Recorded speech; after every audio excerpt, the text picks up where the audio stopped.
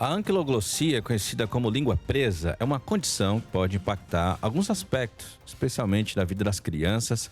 O diagnóstico, o tratamento precoce são importantes para, inclusive, minimizar alguns efeitos. Recentemente, mães famosas como a Bruna Biancardi, né, que é a esposa do Neymar, e também a influencer VTube, compartilharam aí suas experiências sobre a frenectomia, que é um procedimento cirúrgico que visa liberar o freio lingual preso.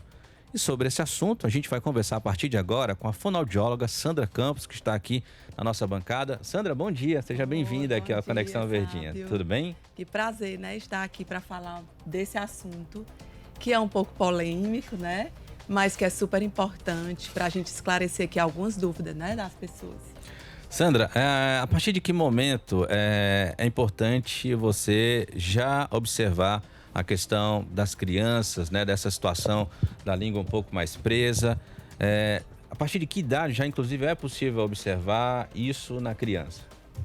Bom, desde 2014, onde foi feita a lei federal que obrigou a realização do teste da linguinha nas maternidades, a gente consegue já identificar precocemente nesse período, tá?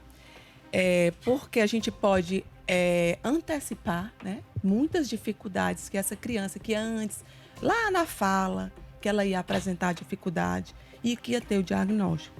Hoje a gente já consegue identificar e dar esse diagnóstico precoce em recém-nascido. Então, logo ali nos primeiros dias... Nos primeiros dias, com já é o teste possível da observar. linguinha. Com o teste da linguinha. Através do teste da linguinha.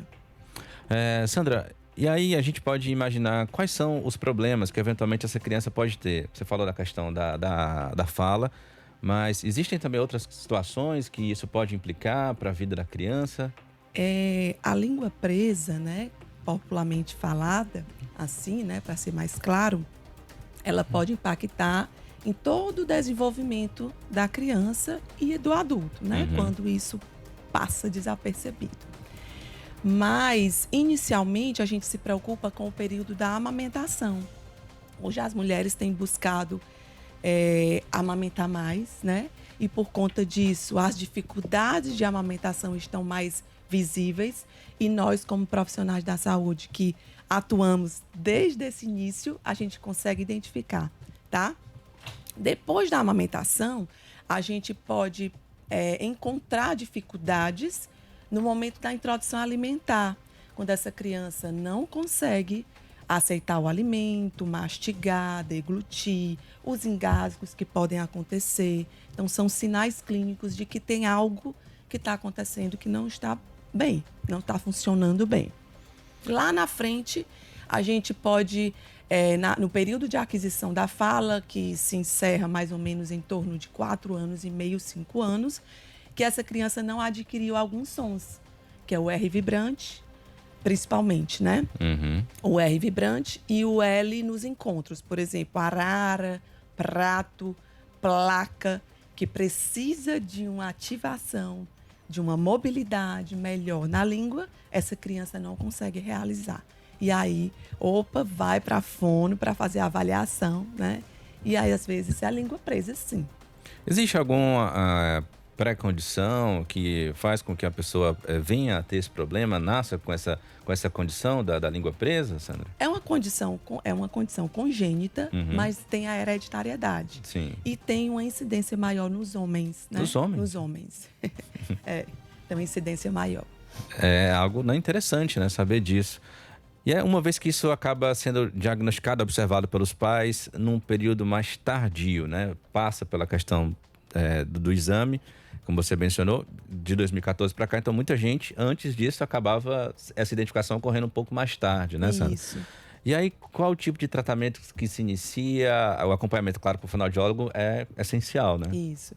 O fono, ele atua tanto no pré-operatório, né? Caso tenha realmente indicação da frenotomia ou frenectomia, que são as duas técnicas, né? Que a gente também não vai entrar em detalhes. Mas ao diagnóstico, né? E o tratamento realmente é cirúrgico, o fonoaudiólogo entra no pré-operatório e no pós-operatório, tá? No pré, nesse período do diagnóstico, né, mais assertivo, conduzindo a a questão da cirurgia. Às vezes a gente precisa retirar os hábitos orais da criança, né, para não impactar na cicatrização do procedimento, tá? E no pós-operatório, reabilitando essas funções orais, né, que estão prejudicadas. Só lembrando que, para a indicação desse procedimento, que hoje a gente tem visto que tem realmente aumentado muito a realização desses procedimentos em recém-nascido, tem muitos critérios, tá? E o fonoaudiólogo, o profissional da saúde que tem habilitação, né, que tem expertise e que conheça de amamentação, que entenda de amamentação, faz toda a diferença para um diagnóstico diferencial. Então, quem faz o diagnóstico sobre a necessidade do procedimento cirúrgico é o fonoaudiólogo? É para ser o fonoaudiólogo, mas o teste da linguinha ele pode ser realizado por um profissional de saúde que tenha capacitação e que tenha conhecimento de amamentação. Agora, 9h33, minha gente, estamos falando aqui sobre a anquiloglossia, que é mais conhecida, né, como a condição aí da língua presa. Estamos conversando aqui com a fonoaudióloga Sandra Campos, trazendo aqui esclarecimentos importantes a respeito desse tema. Inclusive, se você tiver alguma dúvida, né, algum questionamento, quer tirar aqui, aproveitar a presença da Sandra aqui conosco nessa conversa, pode mandar a sua pergunta através do nosso WhatsApp no 98887-1306. Sandra, outro ponto também importante, existem graus dessa condição, ou seja, a pessoa pode ter um certo nível, né, dessa condição, ou um nível mais grave, um nível menor, um nível mais grave? Tem. Hoje tem vários tipos, né, de classificação de freio lingual. Que o freio lingual é essa mucosa que fica embaixo da língua, que faz conexão com o assoalho da boca. É ele que vai ajudar nos movimentos da língua. Então, às vezes, e era muito comum o diagnóstico acontecer naqueles freios que era muito em ápice de língua, em ponta de língua, que a inserção e a fixação do freio estava muito na ponta da língua, que quando o bebê chorava, todo mundo já conseguia identificar. Hoje já tem outras classificações, né? Tem freios mais posteriores, que são freios que a gente chama de submucoso, que é por dentro da mucosa. Tem freios que pega músculo também. Então, assim, tem algumas classificações diferentes. Mudou um pouco o padrão de classificação do freio. Quando essa condição ela é observada na pessoa, e ela, claro, passou a vida toda, né, tendo isso, mas nunca foi diagnosticada, nunca foi no fonoaudiólogo, e aí ela chega à vida adulta com essa condição. Essa recuperação, ela acaba sendo mais, digamos que, trabalhosa do que se ela tivesse sido, por exemplo, diagnosticada quando criança? Sim, porque a condição da anquiloglossia a pessoa não deixa de falar, não deixa de comer, né, de mastigar, não deixa de engolir, não gera prejuízos vitais, mas a pessoa arruma um jeito de compensar essa forma de mastigar, de falar, tá? Então, quando a gente vai corrigir mais tardiamente, com certeza essa pessoa já tem movimentos e compensações que vão ser mais difíceis para a gente corrigir, né? Mas é possível, sim. É possível, sim. E aí, no caso, adulto é mais difícil que seja realizada a indicação do procedimento cirúrgico. Vocês sempre procuram trabalhar primeiro essa questão através de um acompanhamento, de uma fisioterapia, digamos assim? Vai depender. A gente faz essa avaliação, mas o tratamento da anquiloglossia geralmente é cirúrgico, né? Antigamente, há 25 anos atrás, né, quando eu estava na faculdade, que eu fiz Unifor, né?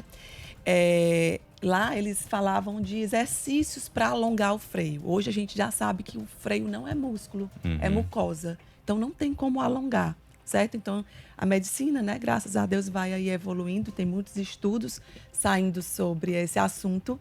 E aí a gente já não é cirúrgico, né? A indicação é cirúrgica.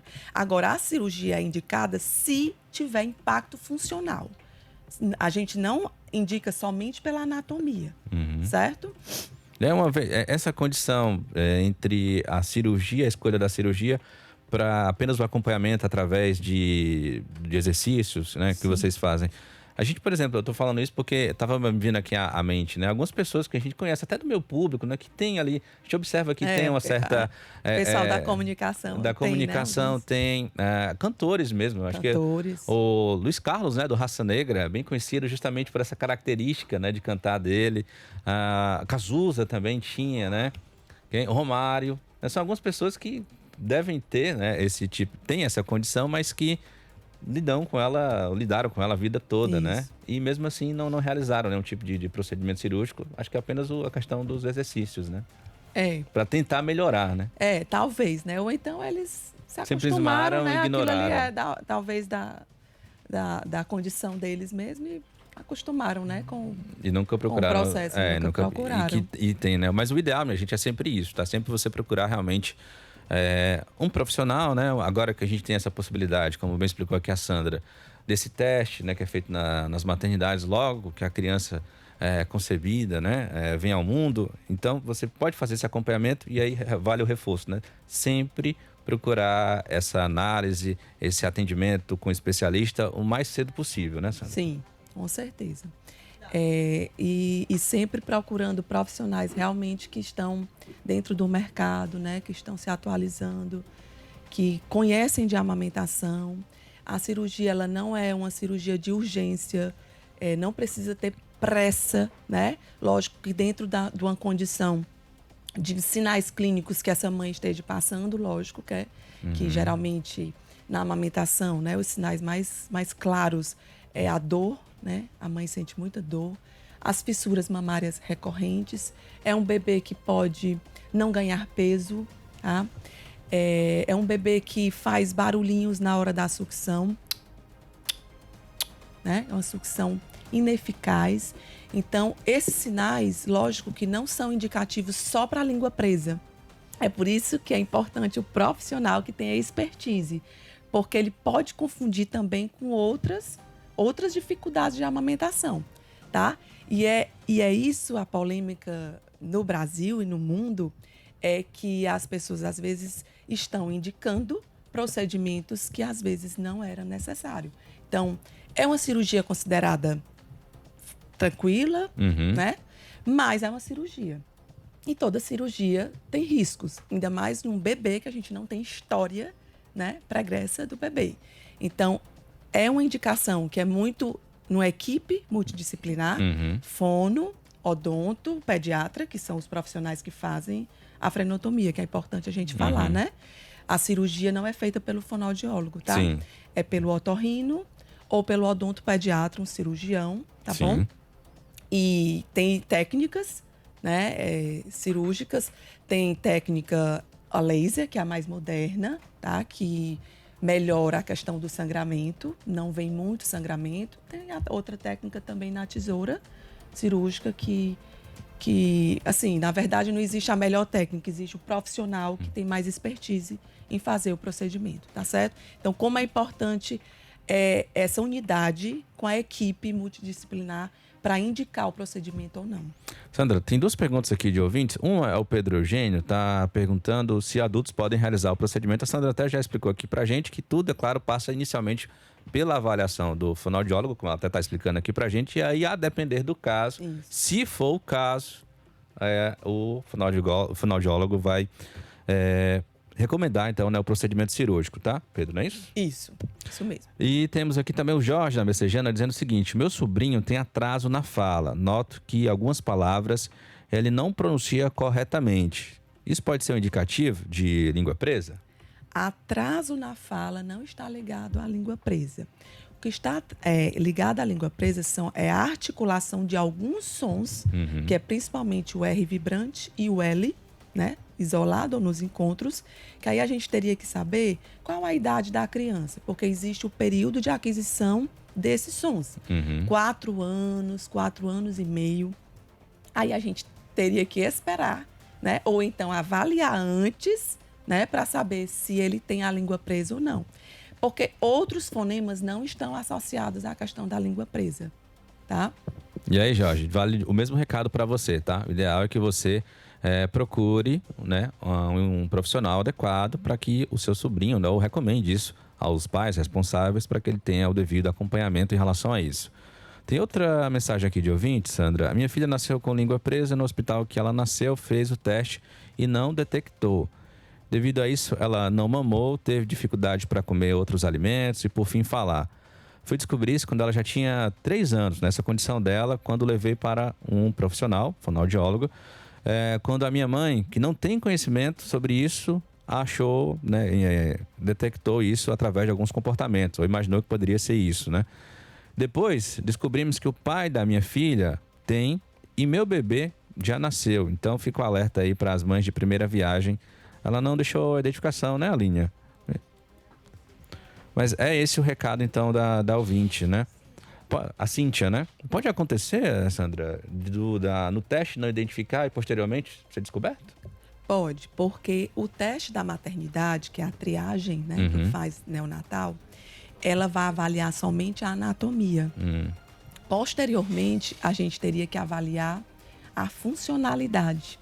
Por isso que é importante o fonoaudiólogo, porque às vezes pode passar desapercebido mesmo, por conta de não depender só de uma anatomia, entendeu? Então, o teste é realizado, inicialmente, avalia só a anatomia. Posteriormente, tem um teste mais completo que avalia a funcionalidade. Então tá aí, minha gente. Esclarecimentos. Tem mais uma pergunta? Temos aqui mais um questionamento do ouvinte. O Glauber, que não é o nosso padre, que está aqui na operação de áudio, é o nosso ouvinte. A língua presa tem alguma relação com o céu da boca ser fundo? Não.